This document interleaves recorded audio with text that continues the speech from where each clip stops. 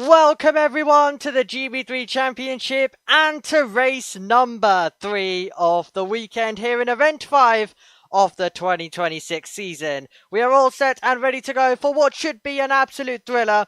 It has been the Deegan Fairclough show so far, but we're going to flip the grid, we're going to award points for overtaking, and we're going to be getting quite a fascinating race. Remember, this is the one which gave us a 3 wide heading towards the final corner on the last lap between Lee, Nakamura and Jax a few months ago when we came here in April, and now we come here for our second visit for our third race of the weekend. 2 DRS zones to aid the drivers with overtaking, and very much so, the faster drivers are going to have to get a move on, while some of the drivers who don't always get a chance to contend at the front get that opportunity, including Robinson, who hasn't had much experience in that car, but is going to be put all the way at the front of the field.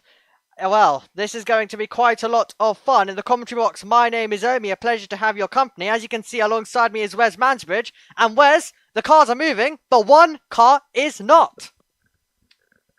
I know, and it's such a shame because she hasn't had the greatest of weekends thus far anyway. But yeah, Abby Pulling, they were working on her car in the pits earlier on. She has thankfully made it to the end of the pit lane, but will unfortunately have to start from the rear of the field. So yeah, we're gonna, and of course she did have a fairly good grid position. She was going to start from 5th position, but yeah, not anymore. Yeah, not anymore as well. Apologies, we're dealing with some technical difficulties up here in the commentary box. As well as things stand, the drivers are moving away. And we're making our way through around Silverstone circuit on the formation lap as well. We would have wanted to come on air a little bit earlier just so our systems can get settled. We did try to, but that's where it glitched, which I'm happy I did, because if we had done it a little bit later, then we probably even wouldn't have got on for this formation lap. So things might just move around a little bit. What we're going to do is run you through the grid. Edie Robinson is on pole position, as I mentioned, next to Rodrigo Gonzalez, who starts in 2nd. Jacob Micallef is in 3rd, and then it is Leon Wilson starting in 4th for JBMotorsports. Then it is, well, it should have been Abby Pudding in 5th, so that will mean a net P5 will go to Nikita Bedrin, your championship leader. Gonzalez and Max Rem are next up, 7th and 8th in terms of grid slots for them. Molnar in 9th, Flusha is in 10th position, and then Rowan Campbell Pilling in 11th, and Deegan Fairclough, both pole positions and both race wins so far. He'll go from 12th, Flynn Jackson 13th, Lee in 14th, and then we're going to journey our way to 15th on the grid with Dante Vinci, next to a teammate of his, Aurelia Nobles. Then it is going to be Jack Taylor, next to Peter, who is going to be in 18th. Ricardo Baptista is in 19th. Fu in 20th. And the final car in position is going to be Jason Pribble, and he'll start 21st.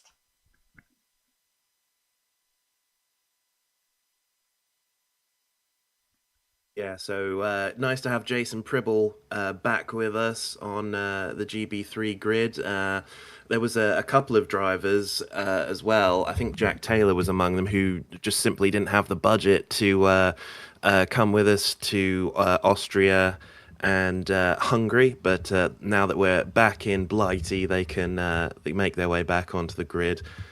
And as the cars start forming on that grid, can Edo Robinson, remember he's a new driver for this season, can he turn this pole position into a win? We've got a double race winner already this weekend, Deegan Fairclough, coming or starting from 12th. What can he do from there? Car 3 of Pulling under investigation for a pit lane infringement. Well, this is going to be quite a lot of fun. Here we go then.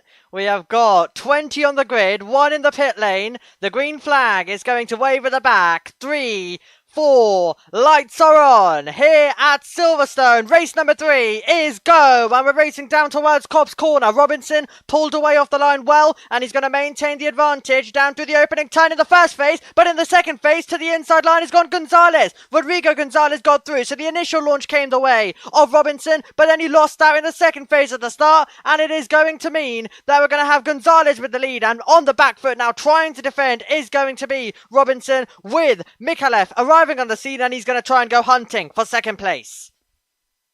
And this is the first time we've seen Rodrigo Gonzalez at the sharp end of the field. His brother Patricio is already a race winner this season, but yes, the younger brother Rodrigo yet to put his mark on this field. So yeah, let's see what he can do from the front. Well, we have a camera angle where we're usually waiting to see what's going to happen. McAuliffe going to the inside. He's trying to go bold as well, trying to punish further the driver. Now in second place, and through goes Leon Wilson as he makes his way onto the Hamilton straight as well. So Wilson takes advantage, and that is Aurelia Noble, who's had some trouble off the start. Yeah, such a shame for her. I didn't quite see what happened. Might have been just getting bogged down at the start, but she's got going again as there's contact in the back of the field, Omi. Oh, it's pure chaos at the moment as they try and make their way through. So, it's trying to keep the car pointed in the right direction. Remember, you get awarded extra points for making some overtakes. So the drivers who may get reversed down, who may have taken the big glory with the bigger points earlier on in the weekend, continue to make overtakes because every single point in the championship is so important, as Bedrin is very much in the mix and looking for some overtakes too. Yeah, and that's his teammate, two teammates. That's Patricio Gonzalez getting past the championship leader Nikita Bedrin and making a great go of it. That's but both Gonzalez brothers now really making their mark on this race. They are indeed getting very close in the background. That's going to be Lee up against Rowan Campbell-Pilling. They were getting so close down towards Cop's Corner, and it is going to be Lee ahead of Rowan Campbell-Pilling at this stage as we make our way into Maggots and Beckett. It has been an aggressive start from the drivers. Molnar looking for a move on Lee in the background as well. So the Hungarian's now ready to go on the attack and ready to go on the charge. He's being chased down all the while by Deegan Fairclough, who has been the master of the field so far, but dropped down to 14th. Post lap 1. Yeah, he really hasn't had the best of starts, has he, Rowan Deegan Fairclough, as we now get some battling between the two Hill Speed cars there. That's Dante Vinci and I believe Peter Bazinalos as well, just going at it through Stowe Corner. Absolutely. So, we're going to have a lot to look at. In terms of the start, what we can tell you is Aurelia Noble's had some problems off the start, whether it was contact, whether it was a technical issue momentarily. She did not get the launch that she was looking for. Pulling was able to get the race underway, and the Hill Speed still battling right to the back of the field. So Peter up against Dante. The teammates continue their scrap at this stage, and it's all about trying to keep it pointing in the right direction, as meanwhile also Fu is looking to join the party. Yeah, Yu Hao Fu has not had the greatest of weekends. He's found himself at the back more often than not so far, but yeah, he was attacking Jason Pribble, not quite able to pull that one off, unfortunately, and I think we just saw Abby pulling in the back as well. She's, of course, recovering from that pit lane start. So, Rodrigo Gonzalez has got the lead. Remember, while his brother, Patricio Gonzalez, went on to take victory, as car 5 Fu has been given a false start. That's a shame for him. So yeah, when Patricio Gonzalez went on to take victory at Austria in our last event of the championship, Rodrigo Gonzalez was on course for second until he had contact with Lee on the penultimate lap of the race. So he had a near chance. It went away. Today he's in the fight for the win. Today he's got the lead, but he's going to have to defend from Robinson. The advantage he's got over Robinson is though that Robinson has got a lot less experience, and he was talking about that earlier on to Piers Pryor in terms of how not having as much mileage as the drivers around them is very much going to be a disadvantage, and it's very much going to make his life a lot more harder. Yeah, it certainly will, and experience counts for a lot in at this stage of a driver's career, and obviously Edo Robinson having to deal with a car that he's really not tested all that much apart from this very weekend, so he's really up against it, and he's found himself at the sharp end of the grid by virtue of this being the reverse grid race. But he's really been pounced on by Rodrigo Gonzalez, who is now starting to ebb away from the rest of the field. It's 1.1 seconds now he's got the gap out to, and we've got Wilson as well, who's starting to close in on Robinson. Absolutely. Well, fair play to Robinson. He's trying to stick with Rodrigo Gonzalez here. And Rodrigo Gonzalez, a driver who is very much appearing more at the front, especially in these races, when it comes to the GB3 Championship. And it is great to see. But he's got a lot more experience than Robinson, who's trying to basically overcome that. We've commentated a lot on Robinson when it comes to the Italian F4 and E4 Championship over, well, a bit of this year, last year as well. So we've very much seen him in that as Molnar goes through Cop's corner, still trying to break into that top 10. Lee currently has the possession of that place. And it's very much a race where naturally they're all going to close in due to the slower driver, you could say, being ahead, but overtaking has still been difficult. These are single-seaters, and even if it's a lot less simpler, the aerodynamics compared to Formula 1, they still do give off dirty air through the corners. And Robinson has responded to Gonzalez out front. He's done the fastest lap of the race on a 1 minute 52.9, which at this early stage, with the fuel tank still fat with fuel, that's a reasonable pace. So Eda Robinson definitely not down and out by any stretch at this early stage. He is hunting Fairclough. Oh, and that's Fairclough. Goodness me, he got incredibly wide there and had to make a desperate save, but that was great to see.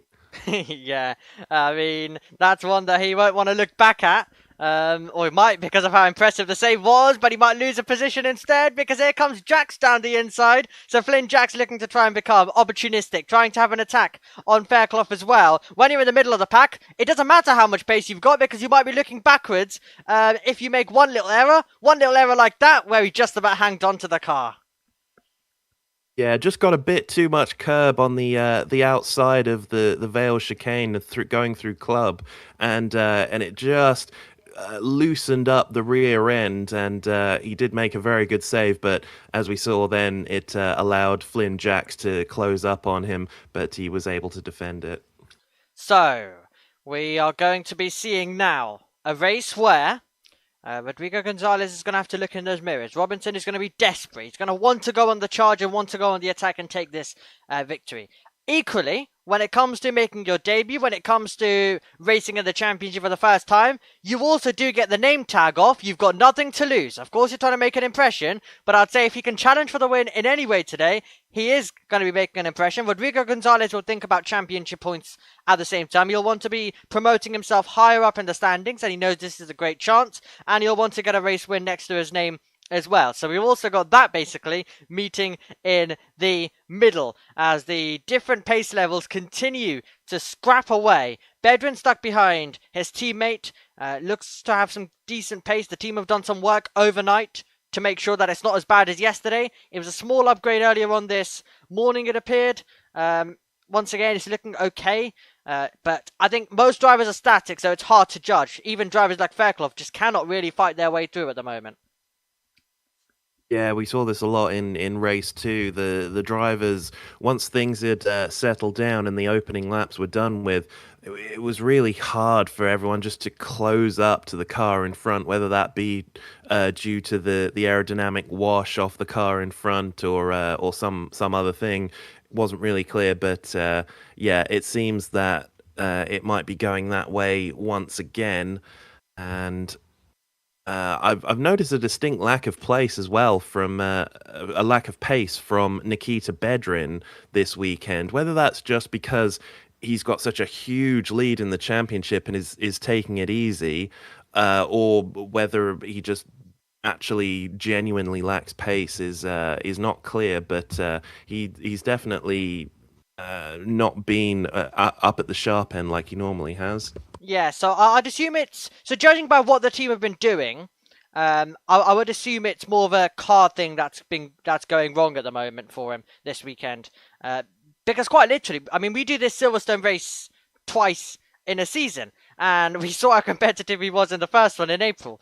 So you'd think he'd be able to continue the form as well. Robinson, right, is he going to get a chance? He's getting really close. Now, most drivers are stuck in a bit of a DRS train, let's just say. So Gonzalez has not got the DRS. Robinson does, and he's going to try and use that to his advantage. But yeah, with Bedrin, I assume they found some things overnight that they could do. it improved his pace slightly. It meant that he could grab a few more points. And then probably, I'd assume, going into the next round, they'll assess more things and just basically try and fix anything that has gone wrong as well. Because, you know, there's quite a lot of things that can happen in this championship. I'll always go back to Abby Pulling. She was driving last season with a broken car for like most of the season. Yeah, she was, and it is crazy how things can turn around just so quickly from one weekend to the next. But it can happen, and it does happen.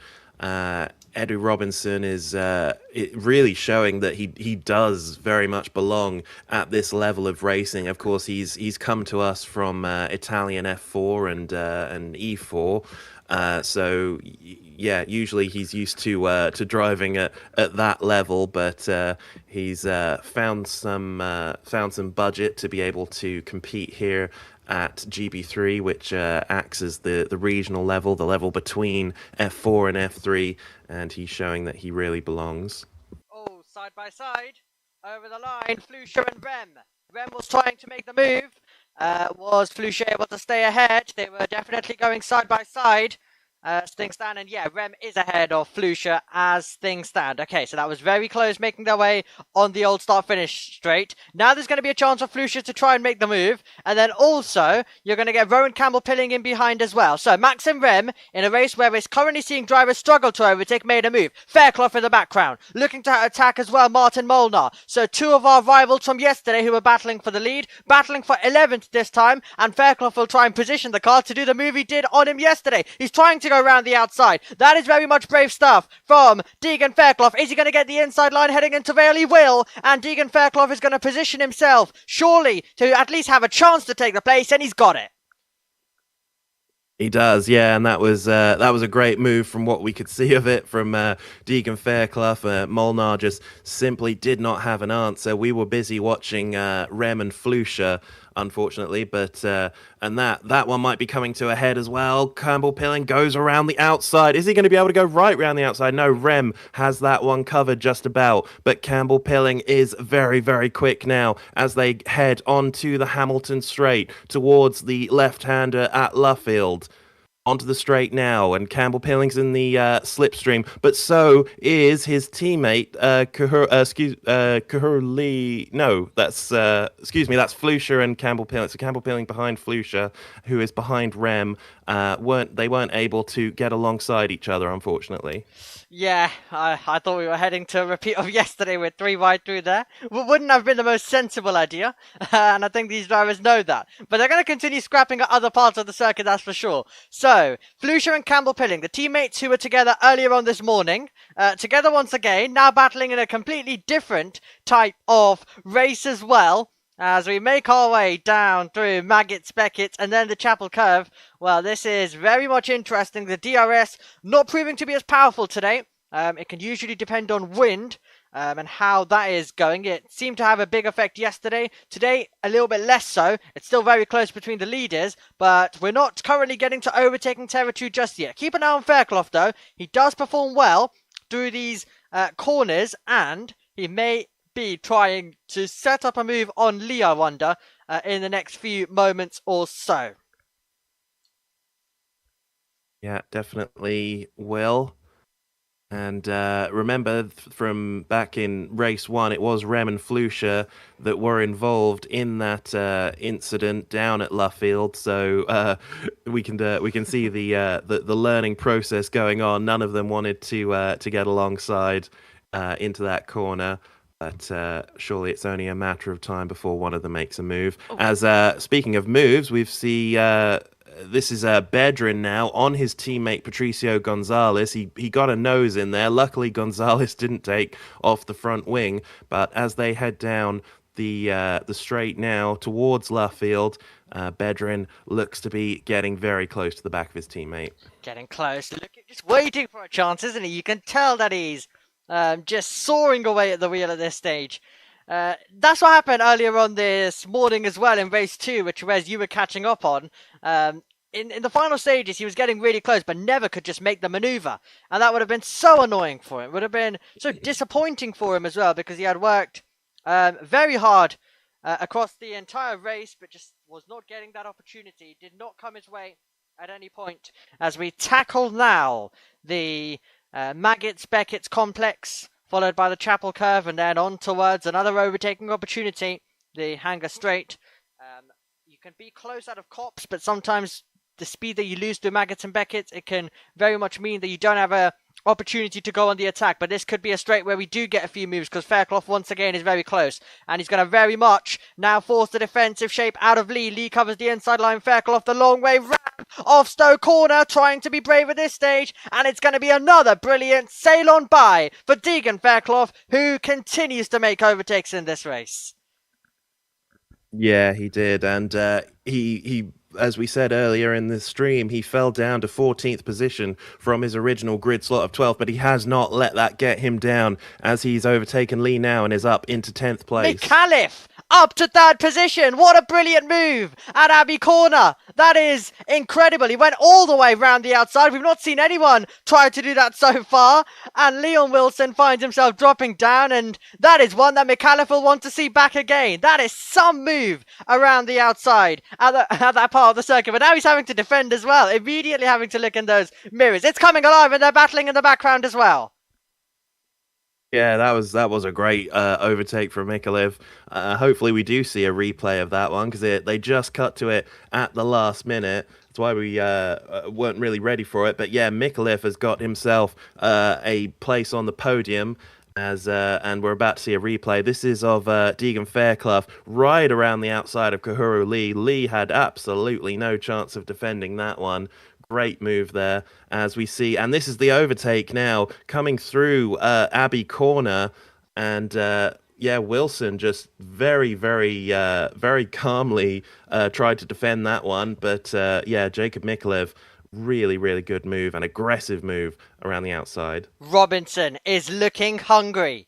He has got the DRS open, getting closer to the race leader. Are we going to see a defensive shape down towards Stowe Corner? Well, that's the closest he's got so far. Can he follow now through Stowe and to have a chance into Vale? But he's going to be, you know, now beginning to feel there's a realistic chance to make this maneuver. Rodrigo Gonzalez still has 7 minutes to try and defend from Robinson. And has Gonzalez kept the tyres in? What's the tyre situation like? They're all going to be pushing now completely till the end. Of course, that's the case. They don't have any more races. But do they have the tyres left, though, to perform at an elite level till the end of the race? Yeah, that is the big question.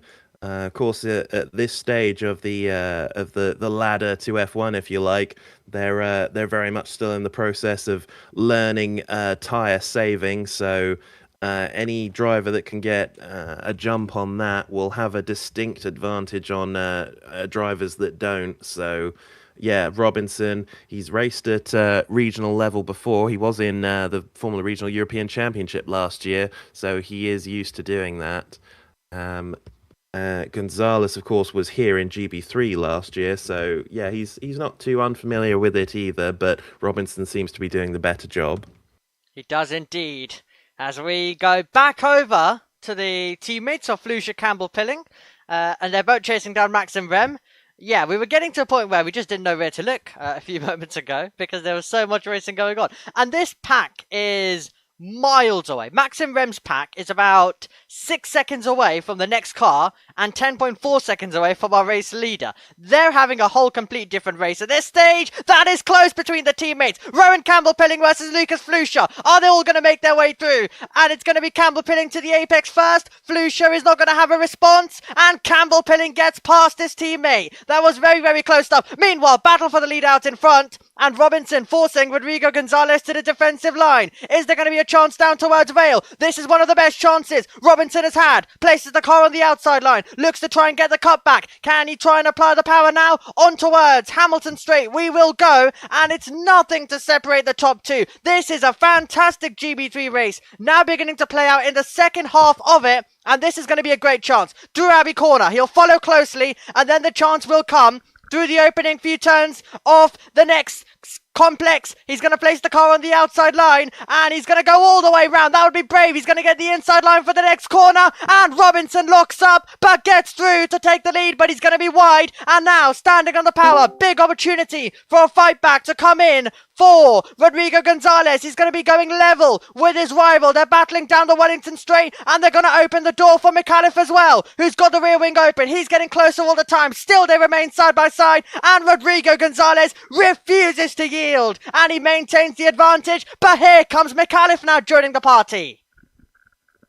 Oh, three-way fight for the lead. This is absolutely excellent stuff. Somehow Gonzalez has managed to maintain the lead over Robinson, but Robinson's coming back now as they head down towards Cop's Corner. This is going to be brave stuff. There's no contact so far on the exit. Really good stuff, and Gonzalez maintains the lead still. Oh my word, that's going to be really close. McAuliffe trying to fight his way by, and he'll go through into second place. Kept his foot in, and the bravery is going to reward him, and now he's going to have a big opportunity to go for the lead. 3 minutes and 40 seconds to go. Here comes McAuliffe with DRS open. Here comes Wilson in the battle for third as well, but that is an incredible couple of corners for McAuliffe to fight his way by, and Wilson's now going to be sent the long way round. It's going to be a big opportunity for Wilson, and Robinson is very much on the defensive. He's going to be offline, and let's see whether Wilson can get it done through the next few corners.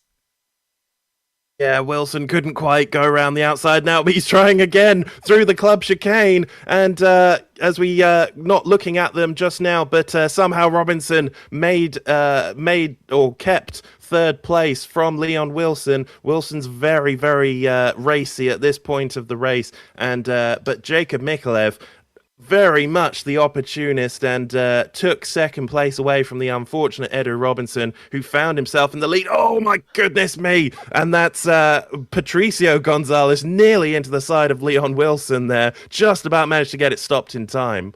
Here comes Nikita Bedrin, then onto the straight as well. Goodness me, that was so late on the brakes. And now Patricio Gonzalez is going to have a big opportunity, getting close to the grass. Bedrin's going to make it 3 wide on the outside line as well. Does Wilson hang on to the place? He's surely not going to have the corner line through there unless he keeps his foot in. He's going to be pushed out wide, and now big chance for Nikita Bedrin to send it a long way round on the outside line, and Bedrin will fight his way by as well. Well, you didn't think this race was going to be dozy all the way through through this, because it's come alive. It's absolutely come alive, this one. 2 minutes to go, and we still don't know who's going to finish where just yet. Yeah, and both of the VRD cars now made it past Leon Wilson. So Wilson, looking originally at a podium finish, is now all the way down in 6th position. So that's just what happens in motorsport, unfortunately. It can present you with opportunities, but you can also lose a lot too. So with things starting to calm down now, it's still Rodrigo Gonzalez who leads from Jacob Mikolev in second. But look at this. Oh, and we just cut away, unfortunately, but Leon Wilson was fighting back on Nikita Bedrin. Let's hope we cut back to that soon. Okay, right.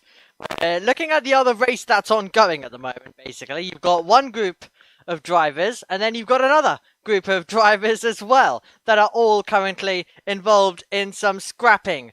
As we make our way onto the straight, Bedrin is still going to have to defend from Leon Wilson. Now, can he be the one to send it a long way round? Answer no at this stage. He's going to remain close in behind, and Bedrin may have been able to capitalise, but it's now going to come under pressure in the final minutes that we're going to have on the clock. We're about to enter the final lap of the race.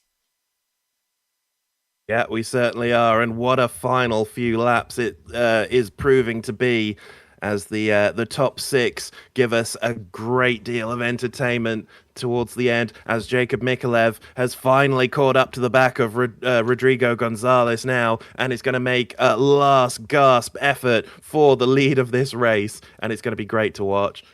Yeah, remember race 3 in April? Oh, Bedrin! Oh, he was wide, making his way to the final corner. We're on to the final lap at Silverstone. Remember race 3 of the season here at Silverstone? Well, it went down to the last lap, and it was a 3 wide. Are you ready for another part of it? These are critical corners in who's going to win this race.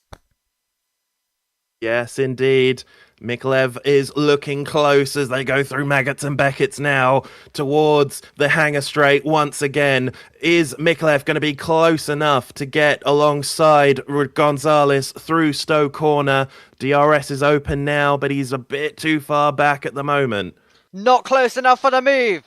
He's going to have to now follow closely. There still could be one more opportunity down towards rail. And then, of course, don't forget about the Wellington Straight. He's still running very closely. Can he be late on the brakes? Down the inside. He looks up. He looks up. And he very nearly makes contact with Rodrigo Gonzalez. The top two still battling away. And keep your eye on Robinson as well. Robinson's going to be there to try and spoil the party.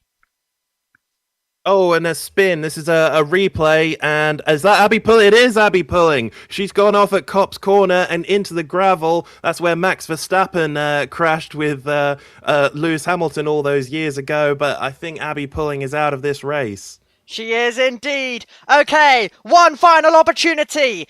Micallef is going to have to position the car, and he's going to have a big opportunity as we make our way on to the last opportunity that he's going to get. Rodrigo Gonzalez trying to break the slipstream. He's going tight to the inside line. Micallef trying to go the long way round. He's going to sweep the car in, and he's going to take the lead. At the last opportunity, he is going to get himself into P1. Rodrigo Gonzalez will try fight back, but there's nothing Gonzalez can do out of the final corner. And Jacob Micallef is going to come across the line to take victory at Silverstone. It's close over the line, but it is Micallef the winner by 0.2 of a second, and he had one opportunity to do it at the end, and he absolutely did.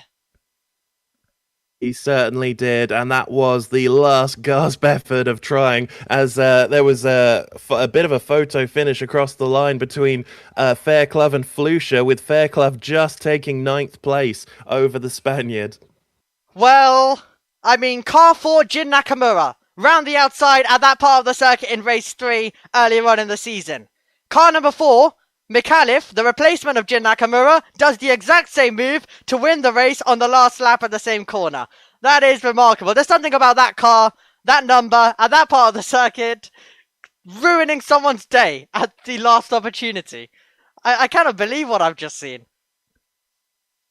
I know, that was such a great last few laps of that race. I take that back, actually. Flusha did get past Fairclough, actually. But here's a replay of Micallef just going right round the outside, and Gonzalez so desperately trying to keep the lead, which he had managed to maintain through the whole of this race, and he just lost it at the death. But yeah, so unfortunate for the Mexican driver, the younger of the Gonzalez brothers. But Jacob Micallef has been so fast in this race, and it was a deserving victory. As and that's Abby Pulling down at Copse Corner now, just very dejected, and it's been a bad weekend overall for her. And finishing off the race in the gravel just puts pay to everything. It does indeed. Absolutely. JT was watching on those last few laps as well. As a producer himself, he wasn't a fan of the TV direction across those last few laps. No, definitely not. I can understand that. But we did have some odd cutaways, but largely they did manage to focus in on all the important bits.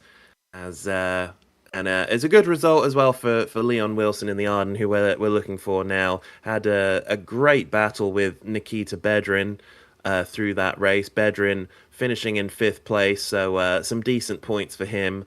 But yeah, this weekend largely was just fun for him. I mean, he's, as we keep mentioning, he had more than 100 points lead coming into this weekend. So yeah, he could afford to take it easy. And with whatever problems in setup his team were facing, this was the sort of weekend where he could just take it easy. Absolutely. Robinson was hoping that there would be some drama and he could go 3 wide and maybe luck into something. It wasn't going to work, as well as the cars are all instructed to make their way, to the top 3, of course, to the boards, the rest of them to all park up. We still got a GB4 race to run at Silverstone. We won't be covering that, but the 29 drivers all about to very much set into battle in that. and a lot of great names, and very much a bit of a title fight ongoing, I guess. Let's just say in that, especially based on the last few results. Nothing, of course, it doesn't really compare to us because we've not really got a title fight, Wes. Let's just say in this championship, Nikita Bedrin over 100 points clear. Well, was at least. He was at least, yeah. We haven't done the maths yet to figure out what his lead is at the moment. I imagine he probably would have extended it though, because who was he fighting? He was fighting Molnar and Flusha, Yeah. And he's finished ahead of both of them. So yeah, even though it's only a 5th place, finishing ahead is still finishing ahead. Yeah. So it'll be interesting to see what the maths on that is, because they would have. So he had over 100 points heading into the weekend. He then lost. It went under 100 into race 1, and then race 2 and 3. I guess those results are very much going to be the important ones to decide how all of that played out.